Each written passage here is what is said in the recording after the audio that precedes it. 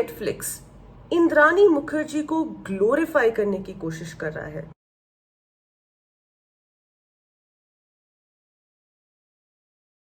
Okay so hey guys, I am finally back with another video. अगर आप मेरे इस चैनल पे नए हो देन मेरा नाम है विनी और ये है मेरा चैनल जहाँ पे मैं स्किट्स करती हूँ, रिएक्शन वीडियोस करती हूँ, कमेंट्री करती हूँ, मेकअप वीडियोस करती हूँ, स्किन केयर वीडियोस करती हूँ, रिकमेंडेशन वीडियोस करती हूँ और भी बहुत कुछ करती हूँ इस चैनल पे। तो इस वीडियो में मैं बात करने वाली हूँ about the latest Netflix docu series called the Indrani Mukherjee story, which is based on the entire Indrani Mukherjee and the Sheena Bora case. I remember ये case इस documentary से पहले I remember this case quite vaguely because एक तो मतलब this case happened, ये case जब televised हुआ था, I was in 12th standard at that point in time. I was in school, मैं अपने 12th boards दे रही थी उस समय। तो इस केस के बारे में स्कूल फ्रेंड से लेकर पड़ोसी तक फैमिली गैदरिंग्स में इस केस के बारे में आए दिन डिस्कशन होती रहती थी because naturally it's a high profile case. लोग बात करेंगे। Indrani Mukherjee is a big shot, Peter Mukherjee is a high profile person. लोग हाई प्रोफाइल इंडिविजुअल्स के बारे में बात करना पसंद करते हैं एंड ये केस इतना ज्यादा इंटरेस्टिंग हो गया because of its family dynamics. कभी मिखाइल बोरा की एंट्री, कभी राहुल मुखर्जी द बॉयफ्रेंड की एंट्री, कभी संजीव खन्ना की एंट्री, कभी ड्राइवर का टेस्टमेंट, कोई ना कोई कैरेक्टर इस केस में आए दिन आता ही रहता था। नाउ आफ्टर फ्यू इयर्स मुझे इस केस के बारे में दोबारा याद आया जस्ट बिफोर द डॉक्यूमेंट्री, जब इंद्रानी मुखर्जी ने स्मिता प्रकाश पे जाके एक इंटरव्यू दिया था। जब ये डॉक्यूमेंट्री नेटफ्लिक्स पे बाहर आई, जब इंद्रानी मुखर्जी की डॉक्यूमेंट्री नेटफ्लिक्स पर बाहर आई, then I could only and only sense a narcissistic psychopath in Indrani Mukherjee. क्योंकि ये डॉक्यूमेंट्री बहुत ही अच्छी तरीके से शोकेस करने की कोशिश करता है कि इंद्रानी मुखर्जी किस तरीके से ऑडियंसेस को गैसलाइट करती है, किस तरीके से वो एक विक्टिम कार्ड प्ले करने की कोशिश करती है। वो सिर्फ अपने आप को विक्टिम दिखाती है, वो सिर्फ शीना हो गई या मिखाइल हो गया या विधि हो गई, वो सिर्फ उनके कंधे पर बंदूक चला के ये जताना चाहती है कि देखो मैं विक्टिम हूँ, देखो मैंने इनके लिए कितना कुछ किया लेकिन कोई मेरे लिए नहीं करता, मेरे इस दुनिया में कोई नहीं है। अपने आप को एक विक्टिम की तरह दिखाना, जो कि बहुत सारे नार्सिसिस्ट्स करते हैं। इनफैक्ट बहुत सारे नार्सिसिस्टिक साइकोपैथ्स करते हैं, बहुत सारे नार्सिसिस्टिक अब्यूजर्स करते हैं। Now coming to the main question जो कि मैंने स्टार्टिंग में पूछा था, क्या नेटफ्लिक्स इंद्रानी मुखर्जी को ग्लोरीफाई करने की कोशिश कर रहा है? क्या नेटफ्लिक्स ऑडियंसेस के मन में इंद्रानी मुखर्जी के लिए हमदर्दी पैदा करने की कोशिश कर रहा है? The answer is a big clear no. चाहता तो नेटफ्लिक्स इंद्रानी मुखर्जी को बहुत ही अच्छी तरीके से एक बहुत ही सिंपैथेटिक लाइट में दिखा सकता था, लेकिन नेटफ्लिक्स ने इन माय थ्योरी सिर्फ और सिर्फ इंद्रानी मुखर्जी को एक प्लेटफॉर्म दिया, लाइक एनी अदर पर्सन, उसको एक मौका दिया बोलने का। लेकिन नेटफ्लिक्स ने बहुत ही अच्छी तरीके से काउंटर नैरेटिव्स भी प्रेजेंट किए through Mikhail Bora.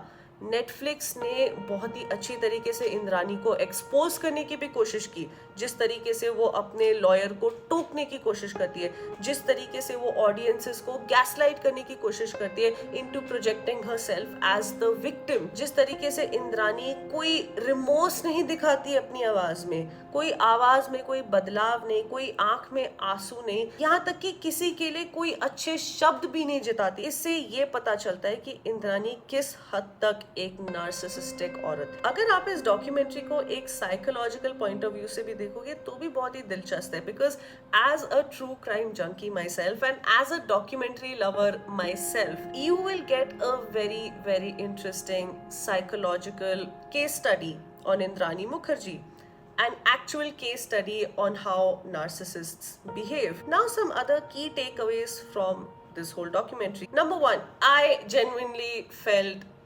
horrified on listening to Mikhail Bora's ordeal. Imagine करो कि आपके माँ बाप ने आपको एक दिन ड्रग करके एक मेंटल असाइलम में बंद कर दिया और आपको बिस्तर से टाइड अप कर दिया, एक बच्चे को बिस्तर से बांध दिया पूरा का पूरा और शॉक्स देने लगे, तरह तरह के ड्रग्स देने लगे क्यों? क्योंकि मिखाइल बोरा ने एलिजिडली जाके बोला होगा कि इंद्राणी मुखर्जी मेरी माँ है। इससे ये पता चलता है कि इंद्राणी अपने, एक तो इंद्राणी कितना अपने प्रेस्टीज के लिए, कितना अपनी इमेज के लिए, कितना अपने आप को बचाने के लिए कितनी सेल्फिश हो सकती है। इन शॉर्ट, इंद्राणी मुखर्जी ने अपने खुद के हंसते खेलते बेटे मिखाइल बोरा की जिंदगी, उसकी मेंटल हेल्थ, उसकी मेंटल स्टेबिलिटी को बर्बाद करने की कोशिश की, just to get her selfish gain. Now my second key takeaway is with regards to Vidhi Mukherjee. I personally have mixed feelings with regards to Vidhi Mukherjee.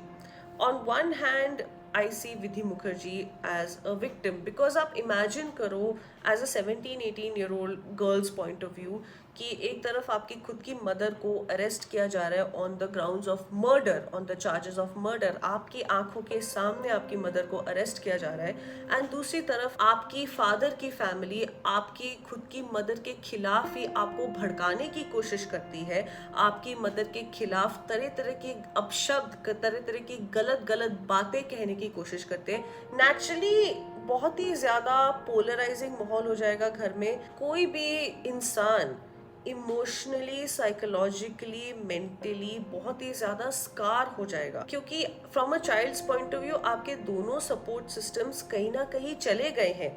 एक तरफ लाइक आई सेड आपकी mother arrest हो गई है, दूसरी तरफ आपके father की फैमिली, आपके खुद के फादर की फैमिली आप पर ये दबाव डाल रही है कि आप अपनी मदर के खिलाफ बोलो, आप अपनी मदर का साथ मत दो, क्योंकि अगर तुमने ऐसा किया तो हम तुमको डिसोन कर देंगे। और ये विधि के केस में दिखाया भी गया है कि किस तरीके से विधि अल्कोहल पर डिपेंड हो गई, किस तरीके से विधि पिल्स पर डिपेंड हो गई, किस तरीके से विधि अल्कोहलिक बन गई, सो मच सो कि वो हॉस्पिटल में लैंड अप हो गई। अब ये तो हो गया my one perspective of Vidhi being a victim, right?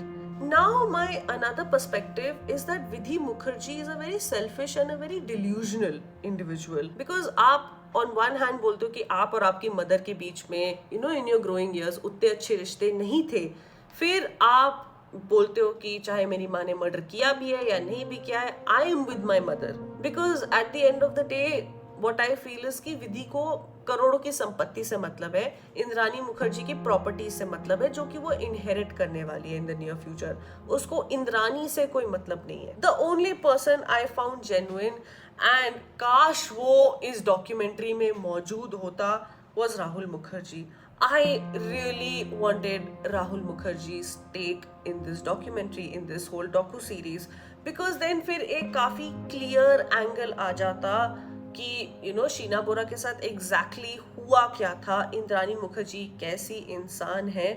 I wish Rahul Mukherjee present होता उस डॉक्यूमेंट्री में। I feel he was the only one who was relentlessly looking for Sheena. Rahul Mukherjee ने जद्दोजहद की शीना बोरा को ढूंढने के लिए। उसने अपने फादर को, पीटर मुखर्जी को कंसिस्टेंटली क्वेश्चन किया, कंसिस्टेंटली कॉल किया, सवाल पूछे कि शीना कहाँ पे है।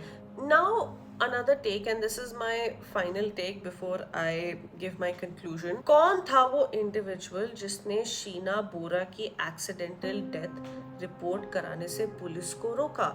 कौन था वो इंडिविजुअल जिसने शीना बोरा के केस को 3 साल तक दबा के रखा? Now these are all speculations and questions and all. अगर आपने डॉक्यूमेंट्री देखी है देन बढ़िया, do chime in your thoughts in the comment section below.